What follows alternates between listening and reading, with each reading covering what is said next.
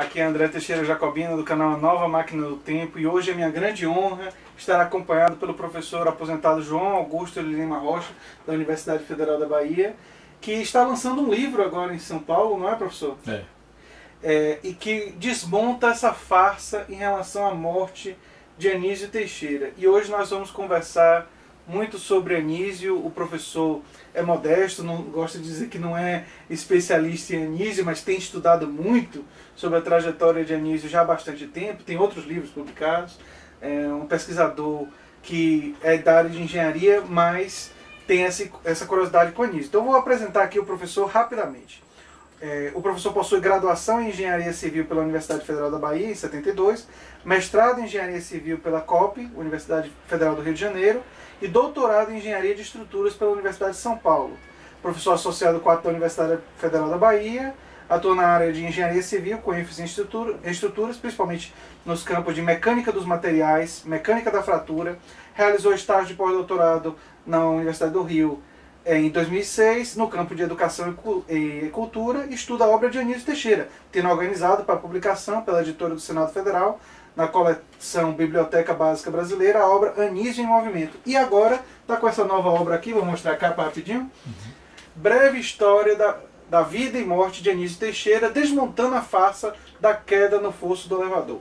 E para esse primeiro bloco eu pensei a gente conversar um pouco sobre o livro mesmo, você falar um pouco sobre o livro, apresentar o livro para o público. Nós vamos também falar da situação política atual, vamos falar da questão da educação, que era a grande preocupação e contribuição de Anísio. Vamos ter também uma fala sobre o caso específico e sua contribuição em desmontar essa farsa no final. Então temos muito assunto. Mas então, apresente um pouquinho do livro para a gente, por favor.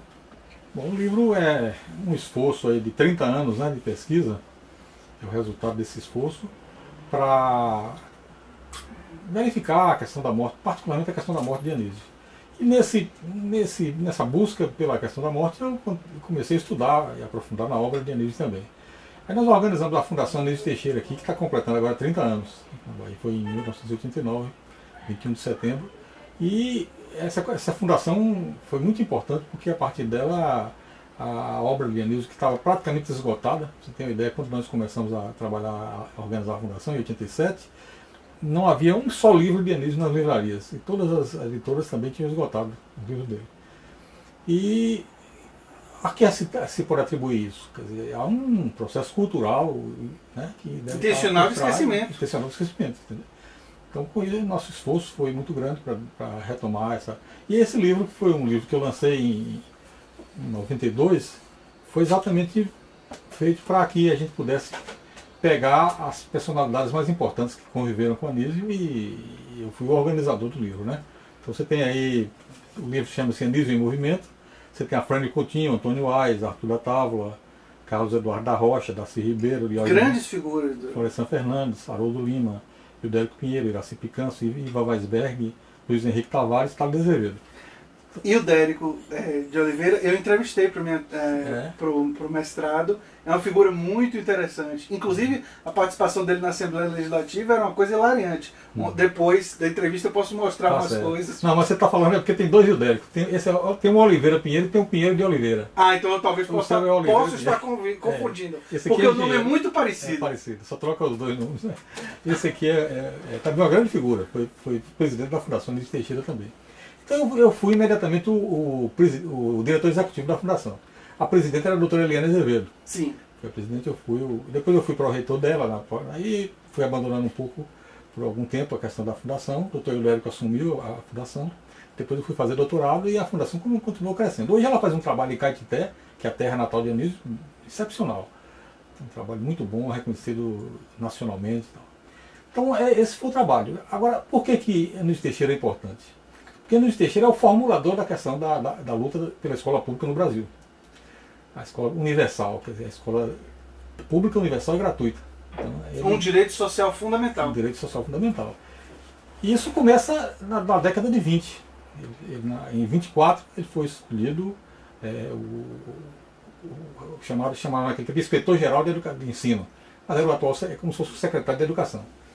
E ele trabalhou com o governador Góes Calmon, com 23, 24 anos de idade. por influência política e começou, terminou o curso de Direito no Rio, fez uma parte aqui, outra parte no Rio e voltou para a Bahia. Voltando para a Bahia, a influência política, o pai dele era um coronel do interior, da região do Caetité, e indicou ele para ser o secretário, o equivalente a secretário. Ele não sabia nada da educação. Aí o governador deu um livro para ele, um livro de um belga chamado Omer Buizes, Aspectos Americanos da Educação, em francês. Mandou ele traduzir o livro. Mandou traduzir o livro e distribuiu com os professores, e aí ele começa a estudar educação. Então foi muito influenciado pela educação norte-americana. Depois ele foi, mais tarde, assim, nota que nós estamos em 24, em abril, maio de 24. Em 25, o governador Góes Calmon, que era uma pessoa extremamente aberta, um banqueiro esclarecido e tal, deu a possibilidade de ele ir à Europa, passar 4 meses para conhecer o sistema de educação. Ele foi com o Cardeal da Silva. Ele era muito cristão, muito católico e tal. Você tem uma ideia, como secretário de educação, ele assistia à missa e comungava todos os dias. Então era um cristão fervoroso. Fervoroso, e a igreja até pretendia que ele fosse seguir a carreira eclesiástica. Mas ele não aceitou isso, a pressão foi muito grande e ele terminou o pai dele não aceitando. Ele só não foi por causa do pai. O pai era um volteriano lá do interior e tudo mais, e aí não aceitou. Um deísta. Um deísta. Voltaire, para quem não sabe, foi quem inventou a concepção deísta, né? A concepção deísta. Ele chamava de deísmo austero. Exato, que é uma concepção de um Deus que você não conhece a forma, não sabe os detalhes. Alguns pesquisadores dizem que o Voltaire teria sido precursor do ateísmo moderno. Isso é uma discussão mais complexa. Então você já está entendendo por que Anísio não foi. Claro, o pai dele não era muito simpático. Mas ele era um indivíduo tão brilhante e ele começou a estudar no colégio jesuíta de Caetité. Sim. Os jesuítas perderam o direito de fazer o trabalho da igreja em Portugal em 1910, com a instalação da República em Portugal. Então, com isso, eles se espalharam pelo mundo. E vieram aqui para o Brasil, criaram o Colégio Vieira, aqui em Salvador, Sim. E criaram esse colégio jesuíta em Caetité. Então, Anísio foi desse colégio jesuíta, em Caetité, e depois veio aqui para o Vieira. E aí, tinha um padre Cabral, que era um grande tribuno e tudo mais, na linha de Vieira, etc. E ficou tão entusiasmado com Anísio que, quando Anísio voltou do Rio de Janeiro, ele terminou o curso de Direito no Rio, já foi para o Rio, porque o pai tirou daqui para não sofrer influência. Mas quando ele voltou, o pai foi buscá-lo, veio com ele do Rio, ficou em Caetité 30 dias, um mês, tentando convencer o pai de Anísio a deixar que ele fosse jesuíta, e o pai não deixou. Então o Anísio ficou muito frustrado com isso, mas escolhido secretário, até porque o pai também queria que ele entrasse na política, né? Ele jogou ele para ser secretário de Educação. E aí ele continuou católico, ligado à congregação mariana do Vieira. O doutor Tales de Azevedo me conta que participou com ele também de tudo isso, né? E era aquele católico fervoroso. Termina secretário de Educação, vai à Europa, como eu disse a você, em 25, com o Cardeal da Silva. Dizem que foi um dos primeiros leigos a ficar hospedado no Vaticano. Né? Conta-se até uma história muito curiosa, que diz que ele viu a silhueta do Papa de Cerola, né? E ele ficou com um problema de uma consciência pesada pela vida toda por causa disso, porque tinha visto o Papa de Cerola. Em 27 ele vai aos Estados Unidos. E teve um trabalho na Universidade de Columbia, de Nova York. E na Universidade de Columbia havia o Teachers College, do John Dewey, né, que era o grande educador naquele tempo, filósofo, né, que influenciou bastante a educação americana, né? O pragmatismo e tudo mais, né? Ele é política. É política, muito. Aliás, eu vou dizer uma coisa, o Dewey é do mesmo estado do Bernie Sanders. Vermont e de Burlington. Nasceu em Burlington. Na mesma cidade. Na mesma cidade que o Bernie Sanders foi prefeito. Três vezes prefeito. Exatamente. Bernie é originalmente de Brooklyn, mas ele foi prefeito 3 vezes em Burlington. E Dewey é de lá também. Esse detalhe, eu conhecia da trajetória de Dewey, mas esse detalhe eu não tinha me atentado da questão da cidade. Bela observação. Nascido em Burlington, né? Então o Dewey tinha a influência, que foi uma influência muito grande, não só nos Estados Unidos, virou uma influência internacional. Chegando ao ponto de ele ter relação até com a União Soviética. Ele foi para a União Soviética, foi visitar a União Soviética, e depois eu posso detalhar um pouco sobre isso. Mas o fato é que a União Soviética já tinha influência da Escola Nova, do chamado Escola Novismo, que depois de foi um grande propagador, a partir do Tolstói. Tolstói em 1910, morreu em 1910, mas já era um entusiasta da escola nova. Então um dia ele foi chamado por Lenin lá na Rússia para poder dar assessoria e tudo mais. Então havia essa ligação, mas ele não tinha nada de marxista, como você sabe. Bom, então o Anísio fica nos Estados Unidos em 27 e depois ele visitou escolas importantes, ficou muito entusiasmado com a educação americana, principalmente pelo caráter comunitário das escolas. Né? E aí ele veio para o Brasil, fez um livro chamado Aspectos Americanos de Educação, que é o primeiro livro dele, que é um livro magistral. Ele trabalha a questão da filosofia no começo, depois trabalha a questão das visitas que ele fez às escolas americanas. Bom, isso aí, 27. 28 ele volta, consegue uma bolsa no Teachers College para fazer uma pós-graduação. É o primeiro brasileiro a fazer uma pós-graduação em educação no Brasil. O primeiro brasileiro a fazer uma pós-graduação. Ele terminou o curso chamava Master of Arts. Né? Eram várias pós-graduações, essa era a pós-graduação mais baixa, vamos dizer assim, mas ele fez, concluiu. Tanto até que muita gente me diz, mas cadê a tese dele? Não precisava tese. É um trabalho que não precisava de ter uma coisa escrita assim, formal, então ele deve ter feito lá uma monografia, mas ninguém conhece esse trabalho. No entanto, esse livro dele foi muito interessante, porque ele trouxe isso para o Brasil, e a influência de Dewey cresceu bastante com essa defesa dele. Porque ele era um sujeito muito esfuziante, ele quando falava, quer dizer, convencia todo mundo, era um sujeito todo tímido, tacanho assim, mas quando falava disse que era uma coisa impressionante. E ele começou a fazer isso. Como secretário ele começa a liderar um movimento nacional pela Escola Nova, que envolve vários estados, Rio de Janeiro, São Paulo, Ceará, Pernambuco, Bahia, e ele começa esse movimento. Muito influenciado por um outro educador também lá que muita gente aqui não conhece, mas esse acho que teve até mais influência que é o Kilpatrick, né? E esse livrinho aqui é um livrinho chave que ele foi traduzido, foi feito enquanto Anísio estava lá, pelo Kilpatrick, que é um título interessante, né? Então aí a questão da democracia, da ideia de democracia ligada com a educação, que é um outro ponto importante da trajetória de Anísio, está fundamentada nessa... ele diz que a educação faz a democracia ou algo assim, né? Exatamente. Essa questão da educação e da democracia é muito curioso, porque ele diz que não é a democracia que faz a educação pública, é a educação pública que faz a democracia.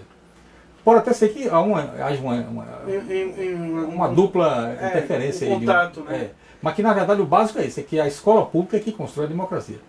E democracia, para ele, era uma coisa um tanto quanto estranha. Não era bem a democracia que a gente conhece hoje como regime político. Ele dizia, não. Democracia é o regime em que cada indivíduo conta como uma pessoa. Essa é a definição. Quer dizer, é aquele primado do individualismo e da capacidade, da liberdade do indivíduo de ser igual dentro da sociedade, buscar a igualdade dentro da sociedade. Então todos têm que ser iguais e a base é essa. Cada indivíduo conta como uma pessoa. Então o Kilpatrick fundamenta muito isso aqui e propõe isso para a escola, para dentro da escola. Levar essas ideias de... Então o Anísio faz uma reforma da educação baiana, em 25, né? Que Hermes Lima, que foi um grande político brasileiro, era conterrâneo dele lá, da região de Caetité, de Livramento, né, no sudoeste, foi quem deu todo o suporte como membro da Assembleia Legislativa da Bahia. Aí termina a reforma em 1925.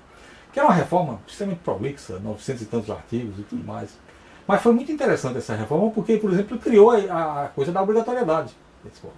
Foi um ponto-chave dele. Criou essa história de verbas fixadas nas constituições para a educação. Esses percentuais foi tudo criado naquela época. Para se garantir. Para ser garantido, percentuais garantidos. Porque senão a gente sabe como cada governo faz o que quer. Então essa coisa foi com ele.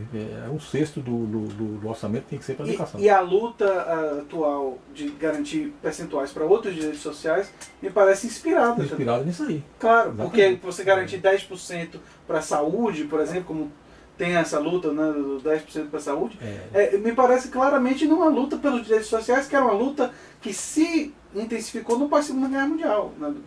Após a Segunda Guerra Mundial, quando teve o National Health Service e houve uma expansão tanto da educação pública quanto da saúde pública, e isso ficou mais em evidência. A luta é anterior, como você bem disse, mas ela ficou mais em evidência no pós-Segunda Guerra Mundial. Sim. E ela veio fortalecida por isso. Mas a gente sabe que tinha muita resistência, né? Das oligarquias, principalmente oligárquico. É resistente. É resistente.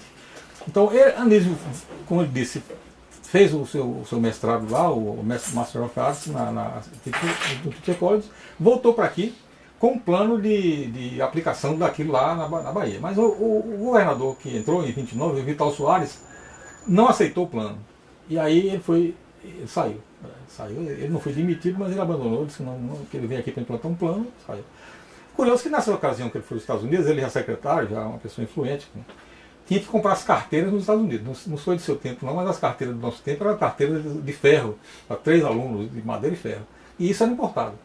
E ele disse que ele foi lá comprar o governador ordenou ele a comprar umas carteiras. Ele foi lá na fábrica para comprar as carteiras, disseram a ele, sim, nós lhe damos até uma comissãozinha aqui, se você preferir comprar na nossa. Tá bom, aceito. 10%. Aí os caras, qual é a conta que bota? Não, eu quero 10% em carteiras. Então não é só. Moro pensa que nos Estados Unidos não tem corrupção, não, mas tem. Só que o Ulisses Teixeira driblou eles, disse, eu quero 10% mas em carteira. E aí, era um sujeito assim, né, com essa vivacidade toda, né? Trouxe as carteiras para cá e tal, instalou tudo, mas aí o governador não quis que ele implantasse o plano. E é curioso que o Luiz Viana Filho, que foi uma pessoa que acompanhou muito o Anísio, Luiz Viana Filho é um político baiano, foi ligado à ditadura militar, foi quem dizem que redigiu o ato institucional número 1, né? Mas sempre foi muito ligado a Anísio.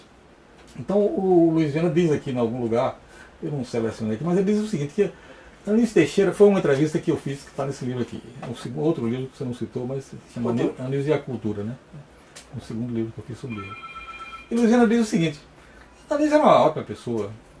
Todo dia se reunia lá no hotel dele, na pensão dele ali na Vitória, né? A pensão Tanner, que juntava era a juventude, né? Era 25 anos de idade, 24 anos de idade, mas os caras já ocupando o carro. E eles se reuniam todo dia para conversar, para discutir. E ele diz o seguinte, todo mundo gostava muito do Anísio, só não gostava das ideias dele. Que é uma coisa estranhíssima. Como é que alguém pode dizer que gosta de alguém e não gosta das ideias? Então é isso, as ideias dele sempre chocaram. Porque ele sempre teve essa vocação. Porque na verdade, a gente tem que lembrar, para a elite, as ideias de Anísio eram muito progressistas. Eram muito transformadoras para os padrões. O Luiz Viana Filho, inclusive, fez parte dos ex-governadores baianos que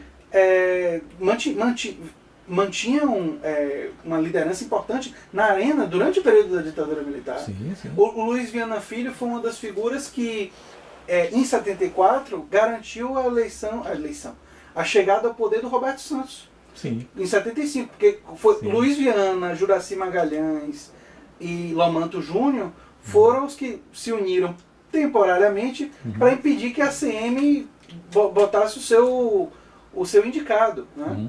E depois a CM conseguiu, enfim, isso não entra na nossa conversa, se reaproximar de Luiz Viana, dessa liderança.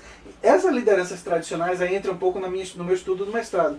São lideranças que são reativas a mudanças muito grandes, a transformações, e independentemente delas virem de fontes de esquerda ou de direita, então Anísio não estava trazendo uma proposta que era vista como revolucionária e houve sempre resistência. Então isso o Luiz Viana Filho diz, essa vida toda foi assim. E a Luiz Viana é um personagem interessantíssimo, porque ele passa por todos os pontos desse meu livro. Entendeu? Ele passa por todos os pontos. Eu vou lhe mostrando aqui, e depois vou chegar a essa questão que você colocou aí de 75. Então o Luiz Viana Filho diz isso, né, que o Anísio Teixeira era muito bom, mas as ideias dele é que não. Bom, aí em 29 ele sai daqui, vai para o colégio Instituto Normal, aqui da Bahia. Escola tradicional. Foi professor lá de filosofia e tudo mais. E, curiosamente, ele não foi concursado, né? Ele não foi concursado. E que nesse meu livro eu recolhi uma série de depoimentos, inclusive de pessoas que se opunham a Anísio. E tem um professor que é chamado o professor Silvio Valente. Silvio Valente foi essa família Valente conhecida da medicina que você conhece aí. E ele morreu cedo, morreu com 30 e poucos anos de idade, com problema renal e tudo mais, mas era uma pessoa brilhantíssima, tinha a coluna na tarde, humorista genial e fazia coisa. Então ele fez um concurso para o colégio Instituto Normal e perdeu. E Anísio Teixeira não fez concurso e entrou. Então ele começou a carregar em cima de Anísio, né? E fez então um soneto para Anísio. Se couber aqui eu leio. Pode ler. Pequenininho e malicioso assola os densos matagais da educação. Como um saci que nunca foi à escola com travessuras trêpegas de anão. Isso tinha 1,50 m, mais ou menos, 60 kg, muito pequenininho. Em travessuras trêpegas, pois não, puxa daqui e mexe acolá, cabriola, e faz careta e chupa carambola, e para todo mundo fecha a mão. Deu-lhe na telha que a pedagogia era uma bruxa velha e que podia make-up americano reformá-la. Hoje, em gritinhos de Macunaíma, aponta a esquisitíssima obra-prima para deslumbramento da senzala. Parece boa dose de despeito. Inveja. Você percebe isso aí, né? Era uma figura, embora brilhante, invejoso. Invejoso. Mas era, por exemplo, dizer assim, que a situação está tão difícil hoje que até para o leite das crianças precisa fazer uma vaquinha. Era um humor assim, interessante. Ele tem uma quadrinha sobre a Liga Santos, também espetacular. Ele diz assim, reitor austero e magnífico, de poder quase mirífico. Desce a tumba lentamente e um verme diz, magnífico. Essa era a proposta que ele fazia para botar na tumba, enquanto em vida ainda, da Liga Santos. Então era esse mundo que Anísio vivia aqui. Ele, em 31, sai daqui e vai para o Rio. Vai para o Rio e tentar alguma coisa por lá. E aí começa a se aproximar do governo e tudo, mas certamente já até chamado por causa já era uma pessoa muito considerada na área da educação. E em 31 ele assume a Secretaria da Educação do Pedro Ernesto, no Rio. Então já é uma segunda fase muito importante da vida dele. Ele fica de 31 a 35 no Rio, faz um trabalho excepcional lá e recebeu uma oposição fortíssima da igreja. Porque simplesmente ele fez a escola pública funcionar e a igreja era detentora da maioria das escolas particulares e tudo mais, e aí foi uma concorrência. Criou um atrito. Sendo que ele é católico, né? Sim, mas curiosamente ele nesse tempo já tinha deixado a religião. Eu deixei essa parte aí porque achei que não. Mas ele conheceu o Monteiro Lobato nos Estados Unidos. E o Monteiro Lobato desencaminhou lá pelos Estados Unidos. O Monteiro Lobato era AD do Washington Luiz lá, AD cultural.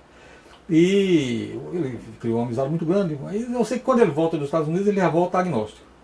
Ele disse, olha, eu descobri que como diz o próprio Luiz Viana, né, disse que eu agora vou abandonar a fé revelada para aliar a fé construída pela ciência e tudo mais. Então ele virou uma pessoa, embora com todos os princípios, com toda aquela formação jesuítica, né, que você sabe como é. O cristianismo cultural.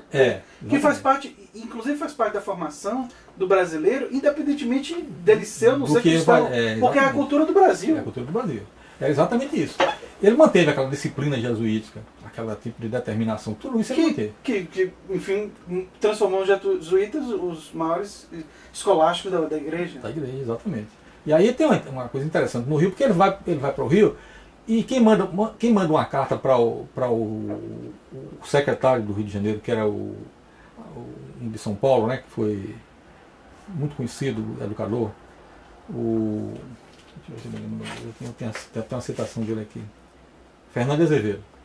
Então Fernando Azevedo era o secretário do Rio. Tinha sido Carneiro Leão, que foi daquela turma de 24, daquela turma de educadores que eu lhe falei, era secretário do Rio. Depois entra o Fernando Azevedo, já no governo quer dizer, um pouco antes de Pedro Ernesto. Pedro Ernesto já é depois da Revolução de 30. E a turma de São Paulo era muito refratária à Revolução de 30. Fernando Azevedo era daqueles 400 de São Paulo. Um cara muito aberto em termos de cultura e tal. Ficou muito amigo de Anísio. Jesuíta também. Olha aí a identidade. Aí facilita. Então o Monteiro Lobato manda um bilhetinho para ele, um bilhetinho muito curioso, diz, se tiver com algum senador nessa sala, afasta, manda ele sair, porque chegou Anísio, o diamante lapidado pela América e tal. Aí o Fernando Azevedo acerta com ele o seguinte, ele fica no Rio e Fernando vai para São Paulo. Um acerto estratégico. Porque São Paulo estava do lado contrário à Revolução de 30. Anísio estava na Revolução de 30. Então, juntos os dois, e em termos de Brasil, em termos de educação, tinha uma unidade, mesmo havendo divergência. São Paulo depois faz aquela revolta de 32 lá, que chamou a Revolução Constitucionalista, mas a educação fica salva. Eles fazem o movimento começa a crescer. E aí sai o Manifesto de 32, o Manifesto dos Pioneiros, o célebre manifesto, que foi realmente o documento-chave para um programa para a educação pública brasileira, né? E aí esse manifesto sai. Esse manifesto é muito interessante porque ele reflete já a nova realidade pós-Revolução de 30, uma realidade em que os setores da indústria começam a ter algum peso, de certa maneira deslocando o professor do latifúndio, né? E o Getúlio Vargas vai a uma reunião, em 31, no fim de 31, ele vai a uma reunião da Associação Brasileira de Educação, que era uma associação muito reconhecida no Brasil, muito peso.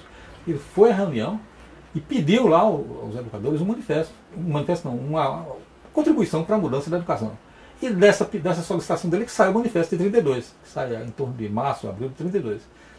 Nessa ocasião, a igreja, que disputava as posições dentro da ABE, e quem estava mais ou menos na frente era o Alceu Amoroso Lima, o padre Leonel Franca, aquela turma do Rio lá, o Jaime Barros Câmara e tudo mais, eles saem da ABE por conta disso. Quer dizer, discordaram em relação ao lançamento do Manifesto dos Pioneiros, da Educação Nova. E aí, com a saída da igreja, eles lançam o manifesto, né, em nome da entidade, que teve uma repercussão enorme, até hoje ainda tem uma grande repercussão no Brasil. Pra você ter uma ideia, a proposta do manifesto é educação pública, gratuita, laica, com coeducação. Você sabe o que é coeducação? Coeducação era você ter meninos e meninas na sala de aula. Ah, para você ter sala mista. Sala mista. Naquele período você tinha colégio de meninos. Colégio de meninas. Então a ideia de coeducação sai no Manifesto 32. Então foi uma repercussão enorme. E colégios tradicionais particulares mantiveram essa coisa da colégio de meninos e colégio de meninas por muito tempo. Eu vou fazer um filosofia popular hoje sobre um filme chamado Clube do Imperador, que é um filme do Kevin Kline, ator que você deve conhecer. Conheço.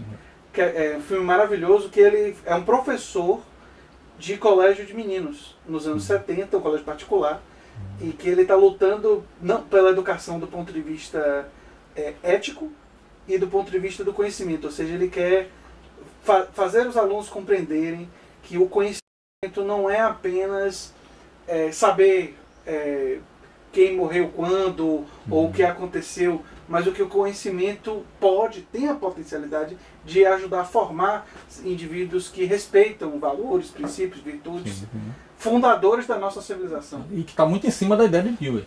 Porque as ideias que a Anísio aplicou de Dewey aqui no Brasil são em cima da questão da experiência, a experiência na educação. Não é o experimentalismo, não é aquela escola experimental. É uma escola baseada na experiência, em que o aluno vai descobrir as coisas.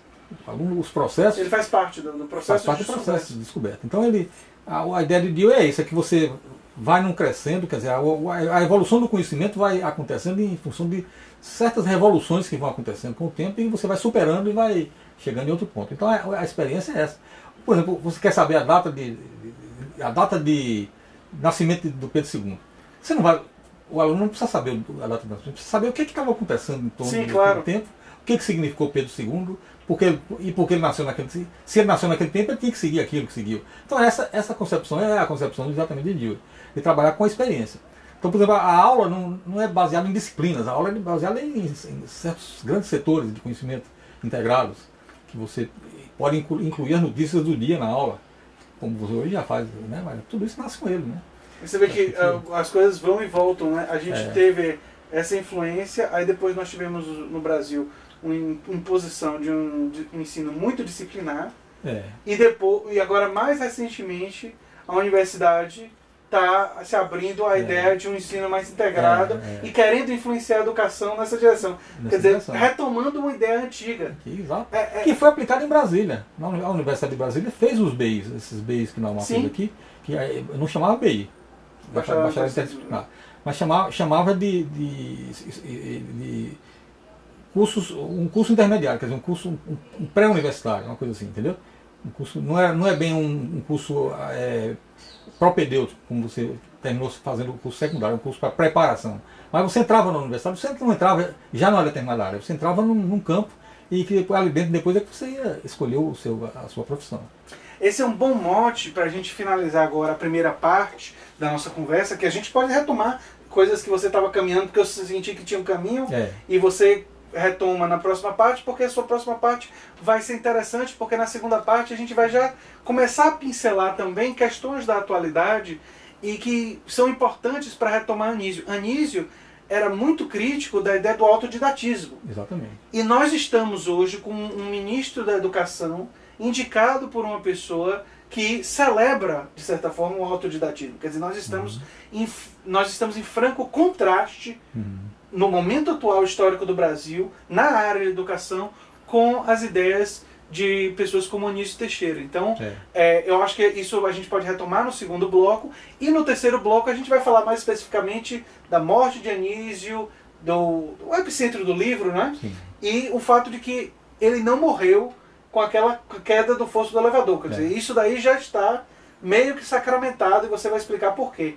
Então esses são os próximos 2 blocos. Eu convido vocês a se inscreverem no canal A Nova Máquina do Tempo e a assistirem os outros 2 blocos da nossa conversa.